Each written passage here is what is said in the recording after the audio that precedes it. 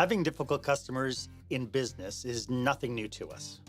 At least you had clients who had needs that required resolution. At its worst, you had a client that was so disruptive to your business and put your operation, your staff, and your clients at risk. But today, how do you diffuse these types of customers? And that's coming up next on Marc Haine Live.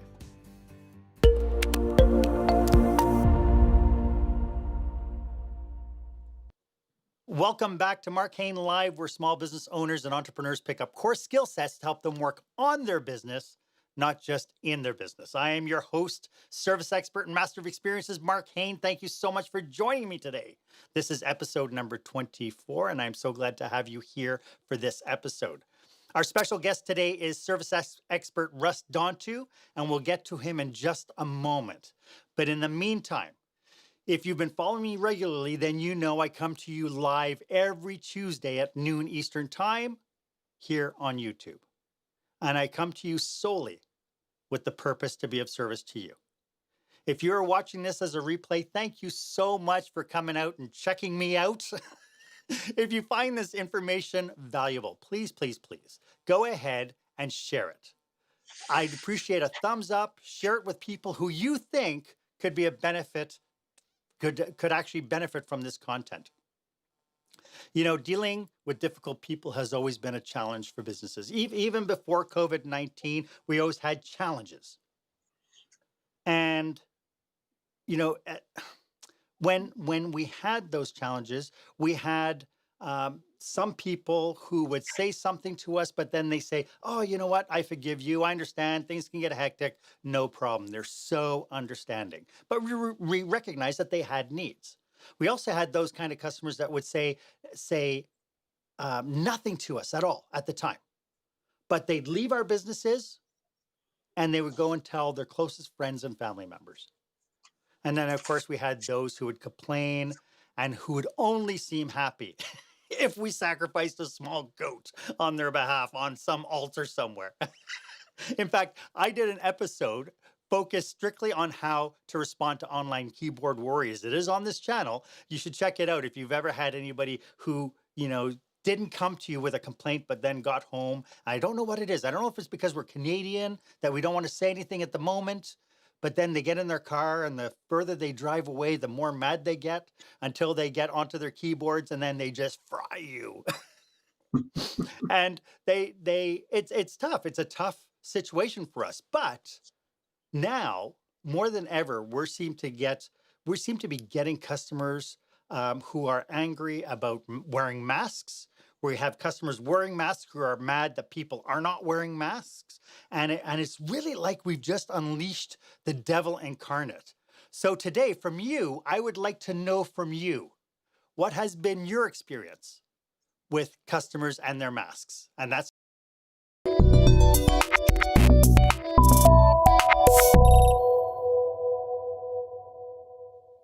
So what has been your experience? Has it been a problem in your business?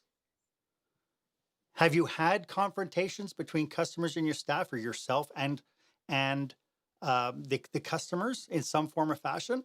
Go ahead and put your comments in the comment box below. I'd love to hear give us the juicy details.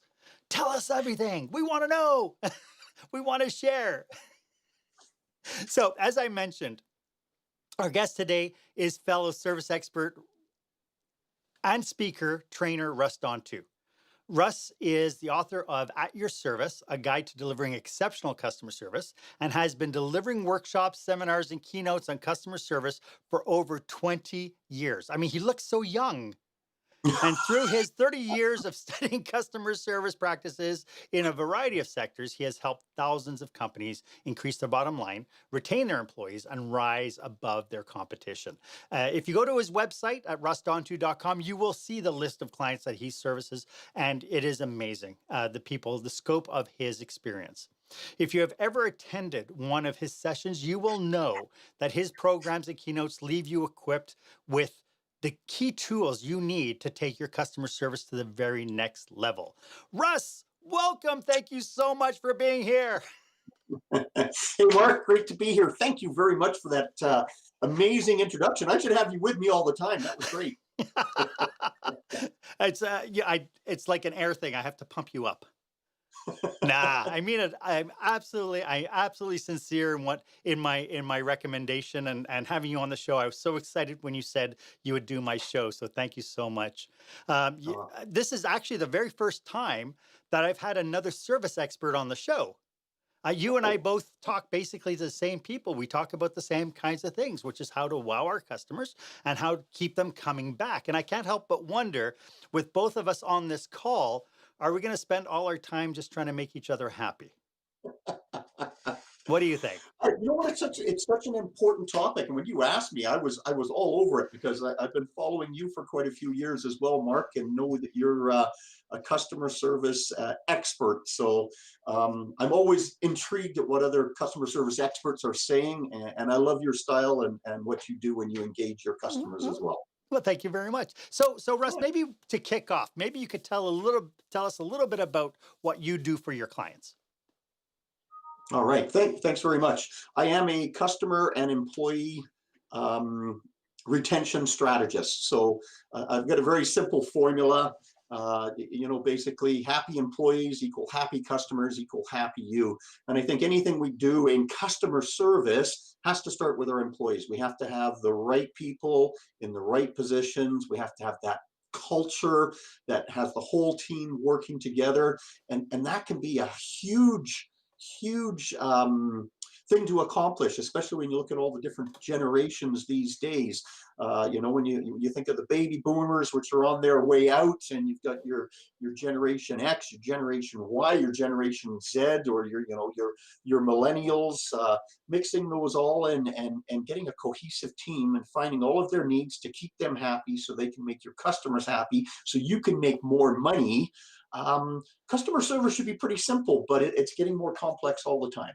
Yeah, it really is, eh? And when you think about it, I always joke with people that business would be so easy if it wasn't for the customers. They seem to be that one variable that we're always constantly having to adjust to. But as I mentioned earlier, customer service and specifically dealing with customers that have high needs is challenging the best of times. Now, the internet is full of issues around masks, so much so that they're on the nightly news virtually every single night. There's stuff on the internet and it's all over the news. Check out this video. Now a flashpoint for conflict. I work for Costco and I'm asking this member to put on a mask because that is our company policy. So either wear the mask. And I'm not doing it because I woke up in a free country. This viral video inside a Costco shows a customer unwilling to wear a face covering, berating an employee. So you're going to take this car from me. Sir, have a great Full day. of stuff. You are no longer welcome here in our warehouse. You need to leave. Thank you. Costco, which declined to comment on the specific incident, requires customers to wear masks, citing the CDC, saying although some may disagree with this policy or question its effectiveness, we're choosing to err on the side of safety.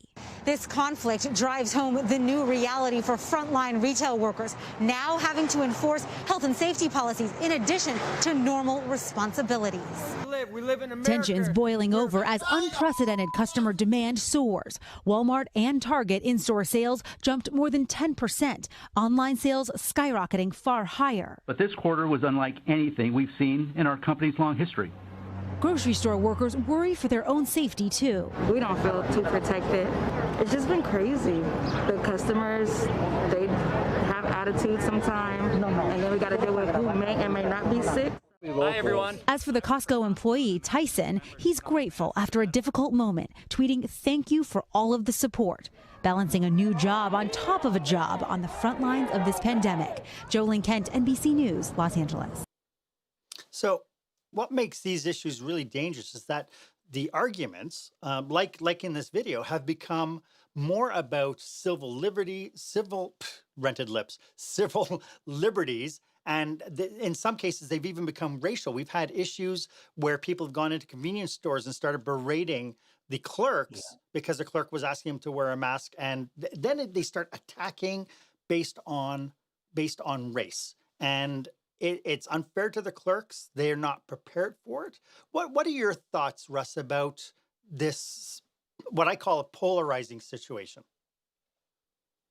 It definitely is. And, I was out a few weeks ago. I stopped at the bank, I stopped at Safeway, and I stopped at Cobb's, all in the same vicinity.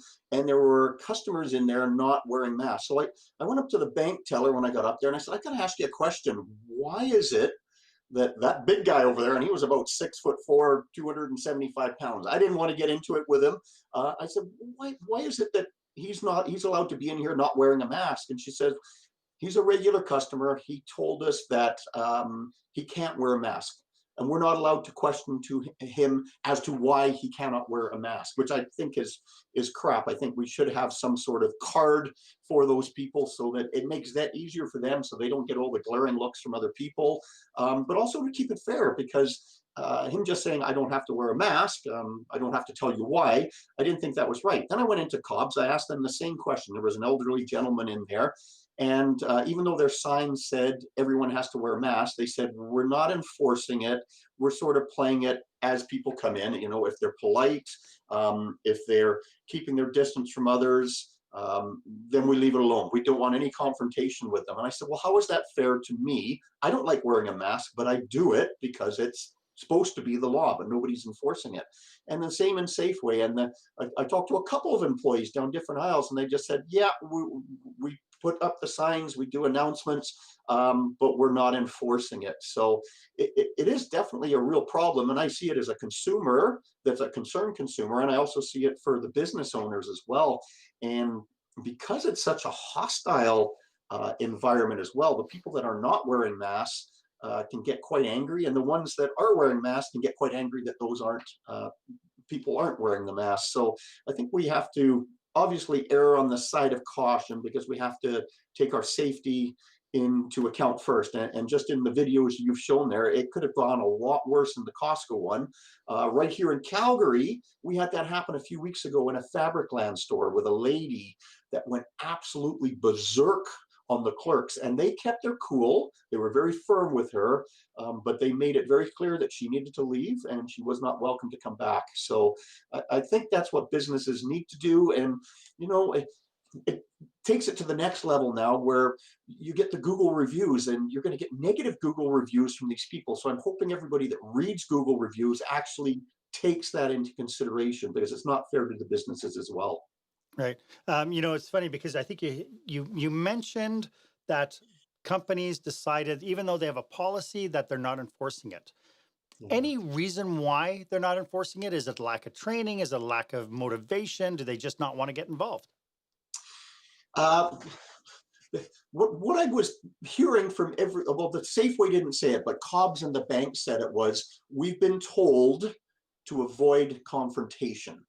So if somebody comes in, as long as they're polite, if they say they're not required to wear a mask, or they can't for a health reason, then they let it go.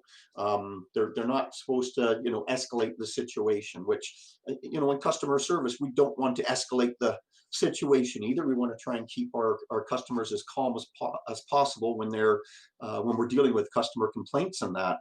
But it's definitely a new area where it seems to be all over the place right now, with what businesses are doing. And I wish it would be policed better, because I think that's what we need to keep everybody safe. Yeah.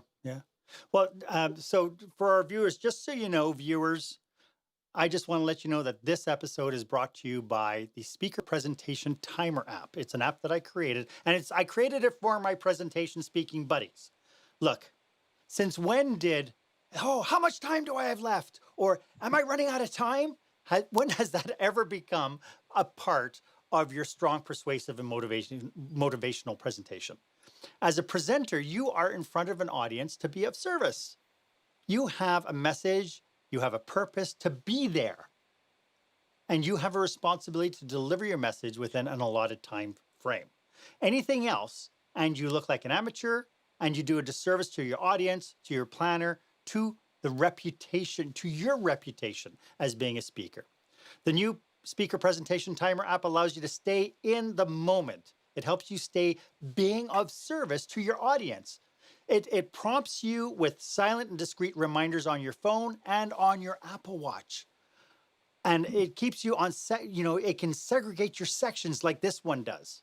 And it keeps you on purpose. So go ahead and download it.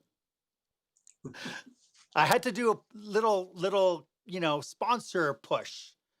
We have to take the opportunities every once in a while to say, hey, I'm doing this for free, but I'd like, to get my message out there. Hey, Anyway, that's Russ, an absolutely fabulous app. thank you very much. So Yeah. there are municipalities now that are making masks mandatory, yet there are still incidences where customers are still being served without a mask. And in past episodes, I talked about the importance of recognizing and addressing conflict within team members. That when team members are squabbling and the supervisor just goes on with blinders and doesn't see it. Do you get a sense that leaders within their businesses are doing the same thing now when it comes to people wearing masks? I think they are. I think that leaders might be a little bit overwhelmed with everything that's happened since COVID, with all of the new safety measures that have to be in place, all the extra work that it takes to actually make workplaces safe and that. And I think when it comes to employees, it's just one more thing, because you said about, if we didn't have customers, life would be easy. I'm going to say, if we didn't have to worry about our employees' life would be easy. And I remember years ago when I was in the trade show industry, at times I had upwards of 100 employees. And I tell you, it felt like you were babysitting all the time, with people constantly coming in your door with concerns. It was like you were a counselor trying to help them, or they were bickering with Joe and Sally was mad at Susie, and it went on and on and on. So, first off, you have to try and diffuse the situation. You have to get both sides of the argument. And then usually I would bring them both into the room to have a little sit down after and go over things to see if we could rectify it. Because if you don't deal with it right away, it just festers and grows into something very ugly and manifests itself. So that's my take on that. Yeah. And so interesting take on it, because ultimately what I see, sorry, I hit the wrong screen, is that if operators fail to react to the needs of their customers, they are just setting themselves up to damage their brand. It's so funny. I went into a grocery store. I was with my mom, bless her heart. She's 85 years old. Yeah. And so we have our masks on and we're shopping, and she's coming next to me, and there are two young guys who came up and they had no problem breaking the social distancing rules. They had no problem coming close to my mom. And so I told my mom I'd want to get her a t-shirt that says, "I'm 85, I'd like to see 90." Right? Please stay away, right? The alternative was to get her like a sombrero with a 3-foot rim. So it's going to be nice and big, just to keep people away from her. So I'd like to dive into your ENDEAR formula for dealing with difficult people. But before we do that, can you let our audience know how they can get in touch with you? Thanks very much, Mark. You know what? It's very simple. Russ at russdantu.com. So RUSS at RUSSDANTU.com. Excellent. Good. And if they want to email you, the link is there on the website as well. It's on there as well. You betcha. Okay. Yeah. So Russ, in your experience, 30 years you've been doing this. What kinds of bad habits do leaders have when it comes to dealing with difficult or challenging customers? I think sometimes they're just having a bad day, and when something goes wrong, they say things that they shouldn't. So, good leaders need to really focus on getting all the facts before they speak. And when they do speak, they have to remain calm. Now, I wasn't always the best manager either. I used to lose my cool once in a while, but I've shared a story many times before during my sessions and that about a very a great pizza place in Banff. And one of my good clients in that used to go there 3 or 4 times a year. They would just drive out to Banff from Calgary, 2-hour drive. They'd spend the day out there with their kids. They actually did this before they were married, and they would always end their day at this pizza place. And they did that for about 15 years. Then they had kids, and so the 4 of them would do that. Their last time they were there, this was several years ago now, but they went to the pizza place. They ordered 4 meals, and the waitress I think she was fairly new, but she was nice and everything. And then she came out and provided 3 meals, and they looked at her and said, well, what about my daughter's calamari? And she says, oh, the calamari machine is broken. I'm sorry. And I'm thinking, what the heck is a calamari machine? But they said, okay, well, you could have told us that earlier. She says, I made a mistake. I'm sorry. And they said, okay, look, we're in a rush. No worries. Just take that off the bill. We'll eat our 3 meals. We'll share some of it and we'll be on our way and everything. So she went and talked to the chef and one of the managers. And then came back and said, you know what, we're going to take that off the bill, obviously, because you didn't get it, and we're going to take another meal off of there as well. So my friend, my customer, was very happy. She gets up to the till, and the owner had just come back in from doing a bank deposit or something like that. And he's like, why is there a free meal on here? This isn't right. And she started to explain the situation. Well, he twisted on her and said, you want free meals? You go somewhere else to eat. You pay for your meals when you come in here. So you get nothing for free. And she says, I'm just trying to tell you, we've been coming here. He says, I don't care what you want to tell me. And then he dropped an F-bomb in the middle of a sentence in front of her kids. And she stood there dumbfounded and said, this will be the last time we visit your premise. And we've been coming here for about 17 years now, 3 or 4 times a year. So with that, with him reacting the way he did, he lost it. Not only did he lose it, then she went on to the reviews and she started posting all over the place. Now it's bam. So did it hurt his business? Maybe, maybe not.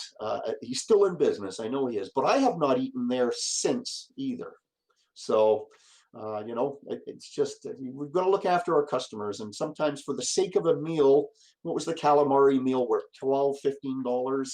Yeah. And then a free meal on top of that. It just didn't make sense. So, and the other thing that we fail to recognize is that all our customers have a lifetime value. right. But they also have a customer value. So the customer itself will come back time and time again, and that's a lifetime customer value. But then their lifetime value is, who do they talk to? Yeah. Who do they suggest goes to your business? And this idea with the running the new policies now with mandatory masks and that sort of thing, I think it's incumbent upon the businesses now to really turn around and figure out how are they going to strategize a good policy and a good response to people who need masks. I went to one place and they had somebody standing at the door, just letting people know you have to put on a mask. And they were okay if a customer turned around and went, "Arr," and he turned around and walked away. They knew. They set the game plan ahead of time. They set the rules ahead of time instead of kind of intercepting the customer when he's 3/4 of the way through the door. The Costco thing is interesting because in Costco, they have a greeter.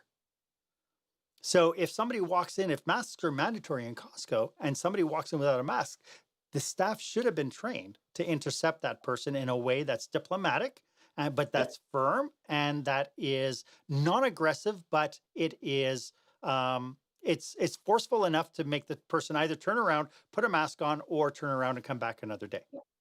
Yeah, you're being Okay. proactive with having all of that there for them. So you're doing something above and beyond what you normally do with customer service. And yeah, you're right. If they still don't want to do it, then you've done everything you can. But you're right. Get ahead of the game and do it at the door instead of chasing them around the store after people complain. Yeah.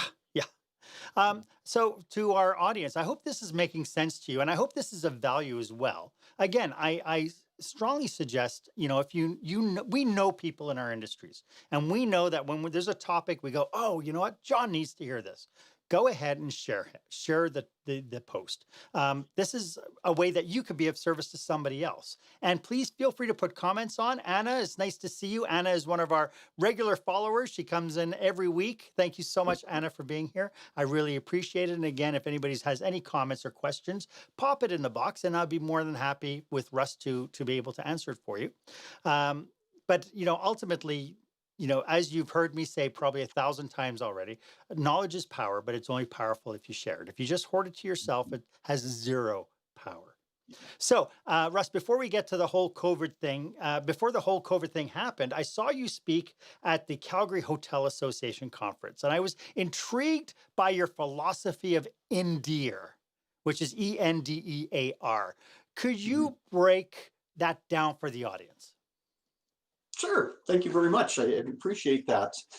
So ENDEAR is an acronym that I made up to help people when they're dealing with difficult customers. There's 6 steps in there. You do not have to follow all 6. Depends on the situation, depends on the personality type you're dealing with, the time frame you have, if that person's in a rush and you're still trying to make it right. But basically, the first E stands for empathy, something we always need to show our customers. And what it means is jumping on the other side of the counter and putting yourself in their shoes, thinking, how would it feel if I was going through this? Or how does it feel when I'm dealing with a company that I'm not happy with and I'm trying to have lodge a complaint? The N stands for needs. We want to find out what their needs are, their specific needs. What I always tell people is grab a pen and paper and say to them, would you mind if I take notes while you're telling me everything that's happened here? That usually impresses them because nobody does that. The D is for diffusion. Quite often we already know what the answer is before they're finished talking. But if we step on them to come up with a solution, it's going to further frustrate them. So let them get whatever they need to get off their chest. Let them voice it, get it all out there, and then they'll look at you waiting for an answer. And that's when you can step in with that. The next E is for education. And depending on the business you're in, sometimes you'll have to educate the customer as to how things are done, or returns of products, how that's handled and everything. The only thing you want to stay away from here is saying that's not our policy, because you're just going to upset them, or that's not our procedure. You may have to educate them and say, I know you bought these widgets, and I'm going to make an exception this time. We're going to return them, but once you open them and throw the packaging away, we usually don't accept them back. And this is the reason why.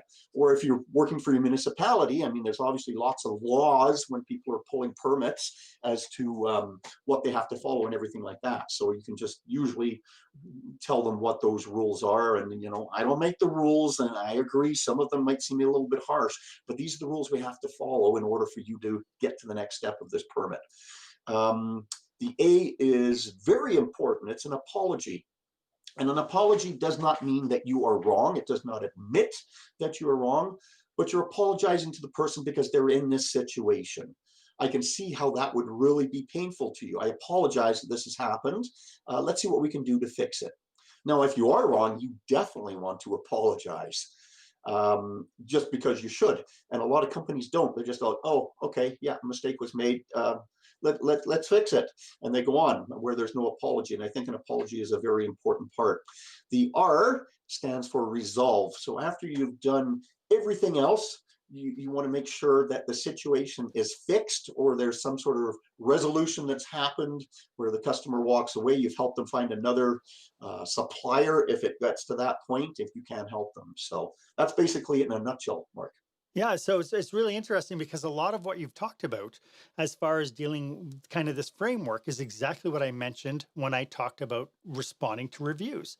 How many times do people lose it when they see the review comes up and they get defensive? And I think part of the challenge that we have when we deal with a customer who's upset is we start taking things personally, and our feelings get hurt.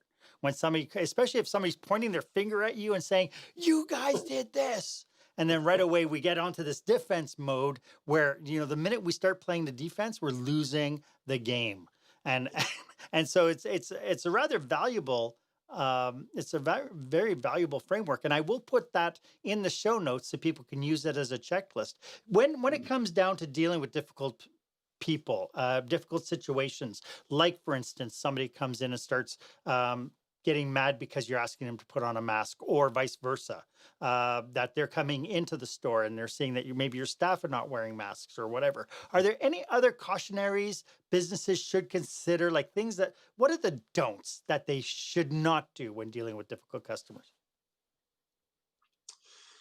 Well, definitely don't antagonize them, or roll your eyes, or look away. You want to make them feel like they are the only person in the room when they're complaining. If you're looking over their shoulder, or waving, or typing on your computer, or shuffling papers or anything like that, you're just going to further infuriate them. So that's definitely one of the don'ts. Don't do that. I think you have to make sure you take it very seriously, even though you probably deal with some of these common things every day. To that person, this is huge. So downplaying it and saying, okay, look, it's not that big a deal. You have to be very, very careful with your wording and how you do it. And the other thing I like to suggest is really know your personalities, so that you know how to reply to that person. You may get somebody that's in there and they're upset, but they're still pretty friendly, and you've known them for a little while and everything. You may be able to put a little bit of a comical twist on it where they will be happy and they will laugh. But if you do that with somebody that you don't know, that's very direct and, look, I need this fixed and I need it fixed now, then you're going to be in trouble with that. So I do encourage people to learn about all the different personalities out there, whatever system you like to do. I do a couple of those training sessions. I'm sure you do as well, Marc, but it's such a key aspect in making sure that we handle customer and employee issues properly, is knowing who we're dealing with. And you hit the nail on the head. This idea of training. I have gone into businesses where I suggest that they train their staff. And I don't know about you, but I've heard the whole thing 1,000 times. What happens if I train them and they leave? And then, the response is, what happens if you train them and they stay? We would not think about letting people handle our cash without knowing that they know how to handle cash.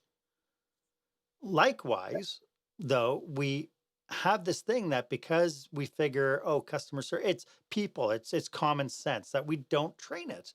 And you mentioned something about this idea of training people to understand the different kinds of personalities.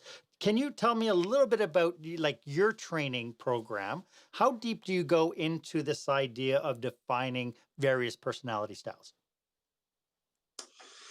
Well, you know what? When I'm doing customer service training, we usually spend, if we're doing a full day, or even if we're doing a half day, I'll spend about 2 hours on communication, because I think that is the key to success in any customer service aspect of your business. And that.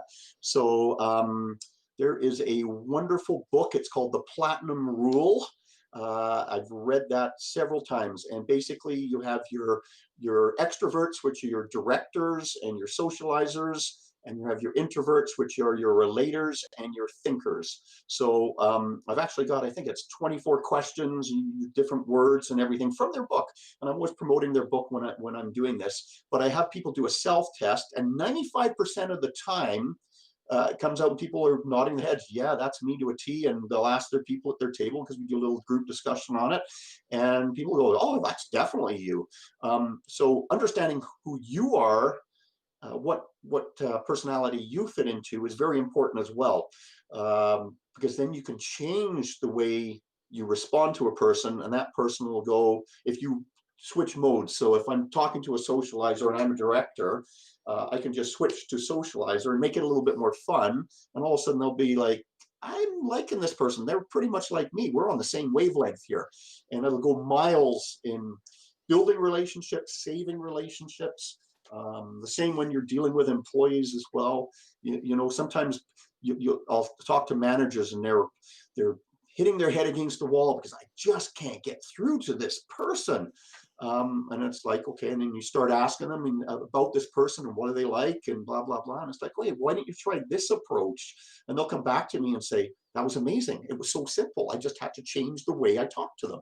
Yeah. So, especially young managers, when they've been promoted because they've been absolutely fabulous, but they haven't been given any training as like a team leader or a manager. Simple things like that can make a world of difference. And that was also a subject of one of my previous videos as well, the guts to lead. And it's focused on this idea that we promote our best performers because it's like, wow, they're just really great at what they do. Let's make them a manager and hopefully they'll rub off on everybody else. But then we don't give them leadership training. And then they flounder and they go, I don't know what I did. I used to be so good. Now I suck. And it's funny because, so likewise, when I think communication is a huge key to the training aspect to understand those personality types. But at the same token, one of the things that I teach in my course is I teach about hot buttons.